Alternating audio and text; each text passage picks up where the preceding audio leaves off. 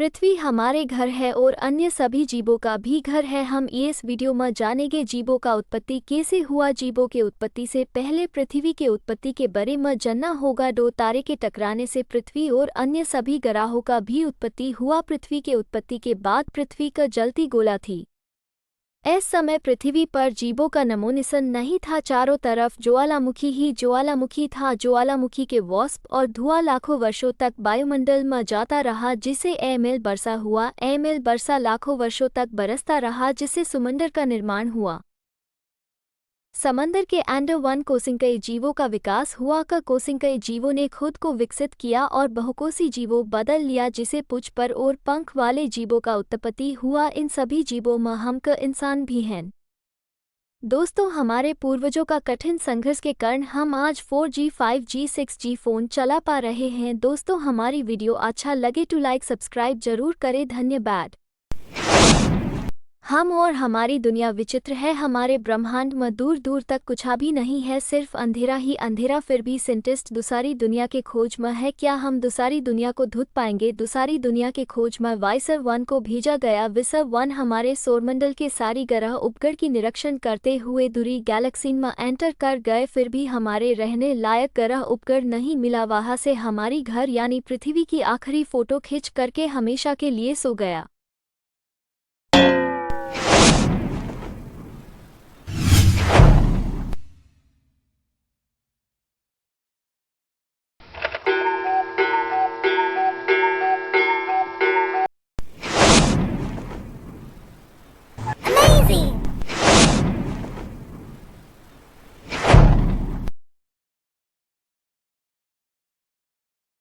इसका आरंभ लगभग 4.6 अरब वर्ष पहले हुआ, जब एक बड़े बादल का घुरना शुरू हुआ और धीरे धीरे एक तारा और उसके चारों ओर ग्रहों का निर्माण हुआ।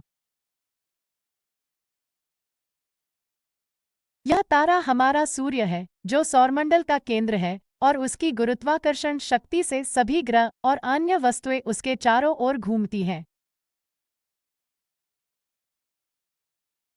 सौरमंडल में 8 ग्रह हैं, जिन्हें 2 श्रेणियों में बांटा जा सकता है: आंतरिक ग्रह और बाहरी ग्रह। आंतरिक ग्रह बुध, शुक्र, पृथ्वी और मंगल हैं, जो छोटे, चट्टानी और गर्म हैं। बाहरी ग्रह बृहस्पति, शनि, अरुण और वरुण हैं, जो बड़े, गैसी और ठंडे हैं। इन ग्रहों के अलावा सौरमंडल में 5 बौने ग्रह, अरबों क्षुद्रग्रह, धूमकेतु, उल्कापिंड और अंतराग्रहिक धूल भी हैं। सौरमंडल का इतिहास में कई महत्वपूर्ण घटनाएं हुई हैं, जैसे कि ग्रहों का जन्म, पृथ्वी पर जीवन का उदय, डायनासोरों का विलुप्त होना, मानव का चांद पर पहुंचना और अन्य ग्रहों का अन्वेषण।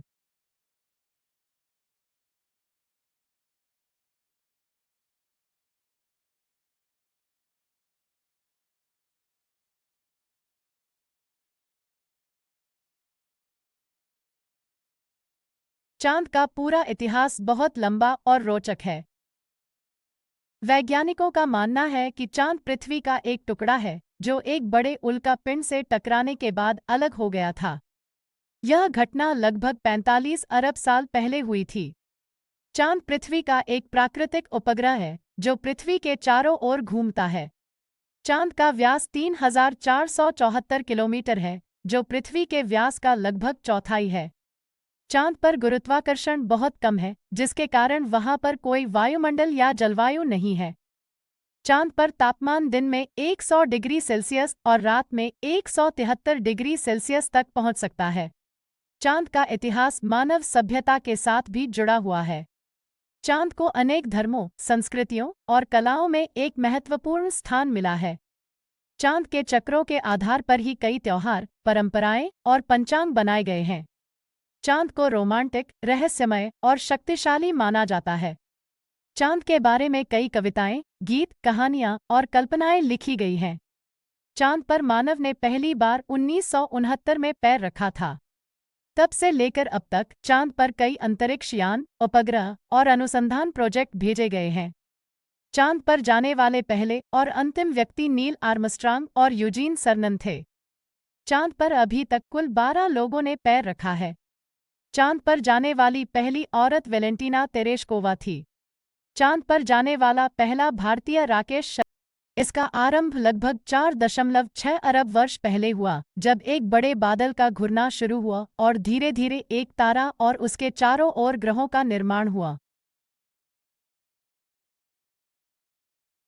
यह तारा हमारा सूर्य है, जो सौरमंडल का केंद्र है, और उसकी गुरुत्वाकर्षण शक्ति से सभी ग्रह और अन्य वस्तुएं उसके चारों ओर घूमती हैं। सौरमंडल में 8 ग्रह हैं, जिन्हें 2 श्रेणियों में बांटा जा सकता है: आंतरिक ग्रह और बाहरी ग्रह। आंतरिक ग्रह बुध, शुक्र, पृथ्वी और मंगल हैं, जो छोटे, चट्टानी और गर्म हैं। बाहरी ग्रह बृहस्पति, शनि, अरुण और वरुण हैं, जो बड़े, गैसी और ठंडे हैं। इन ग्रहों के अलावा सौरमंडल में 5 बौने ग्रह, अरबों क्षुद्रग्रह, धूमकेतु, उल्कापिंड और अंतराग्रहिक धूल भी हैं। सौरमंडल का इतिहास में कई महत्वपूर्ण घटनाएं हुई हैं, जैसे कि ग्रहों का जन्म, पृथ्वी पर जीवन का उदय, डायनासोरों का विलुप्त होना, मानव का चांद पर पहुंचना और अन्य ग्रहों का अन्वेषण।